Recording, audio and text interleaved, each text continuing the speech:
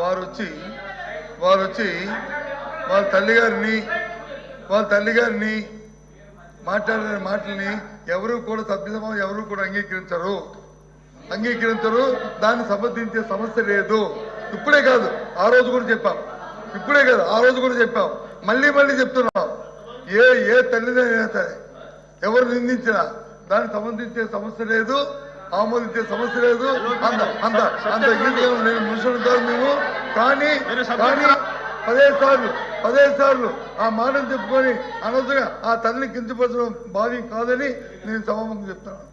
10 సార్లు చెప్తున్నాను. దయచేసి దీని ఇంతటితో విరమించుకోండి. ఆ మాటలను వచ్చి మీరు 10 సార్లు తీసుకొచ్చి దాన్ని రాజకీయాల కోసం ఆలోచించి డిస్కస్ చేయడం అనేది సమంజసం కాదు. మీ ద్వారా నేను నమస్కరిస్తాను. తప్పది, తప్పది. అధ్యక్ష వినండి. ఎవరు లేరు అధ్యక్ష. ఒక కొడుకు ఆవేదన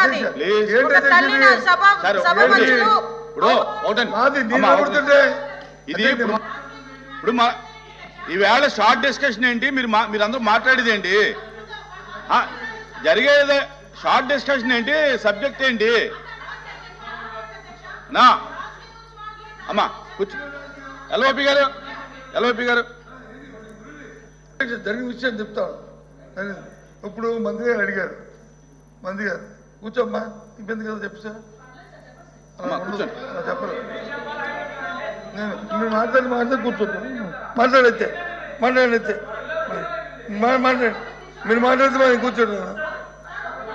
మీరేం చెప్తారు చెప్పండి. ఇప్పుడు ఏదైతే ఎల్ఓపి గారు అన్నారో ఆ మాట విత్డ్రా చేసుకోవాలి.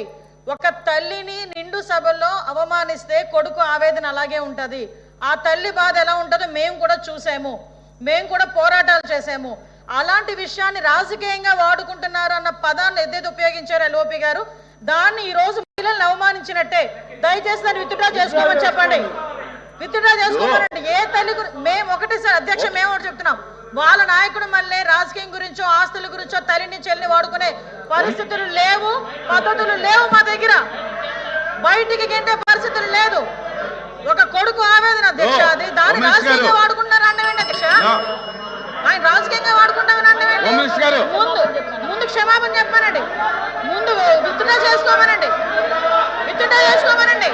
రాజకీయంగా మేము ఎందుకు వాడుకుంటాం అధ్యక్ష? వాళ్ళు మాట్లాడారు మహిళలను అవమానించారని. ఏ మహిళ అవమానించారు లోకేష్ గారు? ఇప్పుడు ఈవేళ జరిగేటటువంటి చర్చ ఇండస్ట్రీస్ మీద జరుగుతూ ఉంటే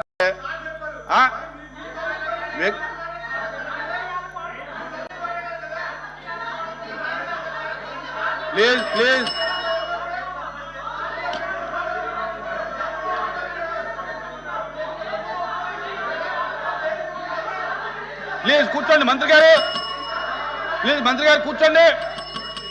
ప్లీజ్ సిట్ డౌన్. దయచేసి కూర్చోండి. ఎల్ఓపి గారు కూర్చోండి. దయచేసి కూర్చోండి. అధ్యక్ష ప్లీజ్ కూర్చోండి. అధ్యక్ష కూర్చోండి. అధ్యక్ష మళ్ళీ చెప్తున్నాం. ఆ వారు మాట్లాడిన మాటలు, మీరు మాట్లాడిన మాటలు రికార్డుని వారిని చూసుకోమనండి. నేను మాట్లాడిన మాటలు కూడా ఆయనే చూసుకోమనండి. ఏవి తప్పు అనుకుంటారో, ఏ సమంజసం అనుకుంటారో అది వారికే నేను విడిచిపెడతాను. ఏ ఉంచాలో రికార్డులో, ఏవి తొలగించాలా, ఏవి వారికే ఇస్తున్నాను. నా తరఫున నేను మాట్లాడిన భాషలో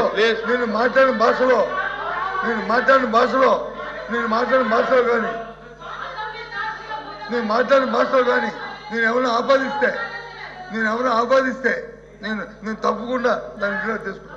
నాకే అభ్యంతరం లేదు. నాకు అభ్యంతరం లేదు.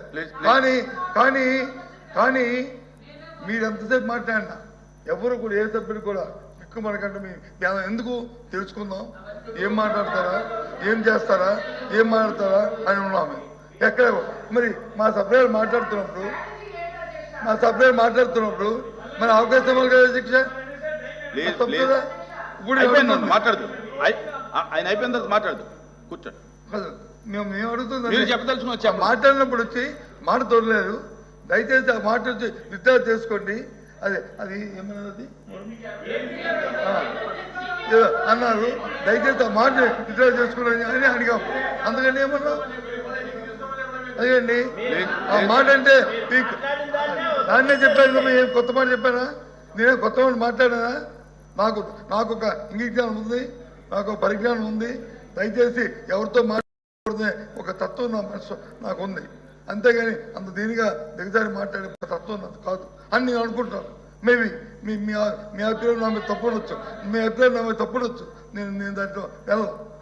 అది మీ ఇష్టం, అది మీ ఇష్టం. కానీ అధ్యక్ష, కానీ సభ అయినప్పుడు బొత్స గారు, మీరు మంత్రిగా ఉన్నప్పుడు శాసనసభ సాక్షిగా మా అమ్మని అవమానించినప్పుడు మీరు ఏం చేశారు సార్? మా తల్లిని అవమానించినప్పుడు ఏం చేశారు? ఏం చేశారు అంటున్నా? మీరు మారుతారా? మహిళల గురించి మీరు మారుతారా? నేను కళ్యాణి గారు అన్నాను. నాకు మహిళలు గౌరవిస్తాం మా అమ్మ నాకు నేర్పించింది సార్. మీ నాయకుడికి నేర్పించలేదేమో, నాకు నేర్పించారు. మహిళలు ఎట్లా గౌరవించాలో నాకు తెలుసు సార్. శాసనసభ సాక్షిగా మా తల్లిని అవమానించారు. కావాలంటే video will play it now. Audio ఉంది దాంట్లో క్లియర్ గా. ఒక తల్లి ఆవేదన బాధ నాకు తెలుసు సార్. నేను చూసా. 3 నెలలు పట్టింది మా తల్లి రికవర్ అయ్యేదానికి. You please don't lecture me on respecting women. నేను కళ్యాణి గారు అన్నాను. కానీ రికార్డులు లేని మేడం గారు అన్నా. ఏకవచ్చంతో ఏనాడు నేను మాట్లాడలేదు సార్. నాకు చిత్తశుద్ధి ఉంది సార్. వినండి సార్, మీకు ఓపిక లేకపోతే బయటకు వెళ్ళండి. I know problem. Please listen. మీ తల్లిని అవమానిస్తే మీరు రిటర్న్ మారుతారా? మీ భార్యను అవమానిస్తే మీరు రిటర్న్ మారుతారా? మీరు మాకు లెక్చర్లు ఇస్తారా? నేను మేడం గారు అన్నాను, కళ్యాణి గారు అన్నాను. సార్ ఏమన్నారు? మేడం గారిని అన్నాను. నేను మేడం గారిని ఏనాడు అనలేదు. మహిళ అంటే నాకు గౌరవం సార్. ఆయన పార్లమెంట్ రెస్పెక్ట్ ఉంది. అరే మీకేం తెలుసా? అట్లా మారుతా లూజ్గా ఏం మారుతున్నారో తెలుసా మీకు? ఒక తల్లిని అవమానిస్తే ఎంత బాధపడుతుందో మీకు తెలుసా? నేను చూశాను 3 నెలలు 100 రోజుల బాధ వేదనతో నేను చూశాను. మీరు చూసారా? ఒక మహిళ అవమానిస్తే, శాసనసభ సాక్షి అవమానిస్తే ఎంత కుమిలిపోయిందో నేను చూశాను. మీరున్నారా? మాధవచ్చు మీ తల్లి గురించి మారమంటారా? ఈరోజు ఇదే మీకు నేర్పించింది మీ ఇంట్లో. ఈ రోజు కూడా మీ కార్యకర్తలు ఏం చేస్తున్నారండి? మా మహిళలు వ్యతిరేకంగా పోస్టులు పెడతారా? మా మహిళలకి ఇచ్చి వచ్చే విధంగా పోస్టు పెడతారా? పొరపాటున మా ఒక్క కార్యకర్త భారతిరెడ్డి గారి వ్యతిరేకంగా పోస్ట్ పెడితే జైలుకు పంపించిన ఘనత తెలుగుదేశం పార్టీది. అది మాకున్న చిత్తశుద్ధి. మీలో కాదు. మహిళలు తిడితే ఆనందపడితే వ్యక్తులు మేము కానే కాదు. ఆ రోజు మంత్రిగా ఉన్నాడు ఈయన. నుంచిన ఆ రోజు చెప్పాల్సి సార్. వీడియో నా దగ్గర ఉంది. I'm ready. డిబేట్ చేద్దాం. అరే చైర్మన్ గారి టేబుల్ పైకి వెళ్ళారు సార్. మీరు మారుతారు. ఇదే టేబుల్ మీద నుంచున్నాడు ఒక మంత్రి ఈయన ఆయన కూర్చుంటున్న టేబుల్ మీద నుంచున్నాడు. కావాలంటే పర్మిషన్ ఇవ్వమని చేయాలి. విజువల్స్ అని చూపిద్దాం. మీరు గౌరవం గురించి మాట్లాడతారు మా పైన. మహిళలు నేను అవమానించానంటారు. మీరు ఏమిన్నారో నాకు దేవుడికే తెలియాలా. నేను చాలా క్లారిటీగా చెప్పాను. మహిళలు అంటే నాకు గౌరవం. ఏదంటే అది మాట్లాడడానికి నేను లేదు. నేను సూటిగా మిమ్మల్ని ప్రశ్నిస్తున్నా. మీరు రెజల్యూషన్కి కేంద్రంలో ఉన్న నరేంద్ర మోడీ గారికి పెట్టిన రెజల్యూషన్, ఆయన థ్యాంక్ యూ చెప్తున్నా, పెట్టిన రెజల్యూషన్ ఆమోదిస్తున్నారు లేదా మీరు చెప్పండి.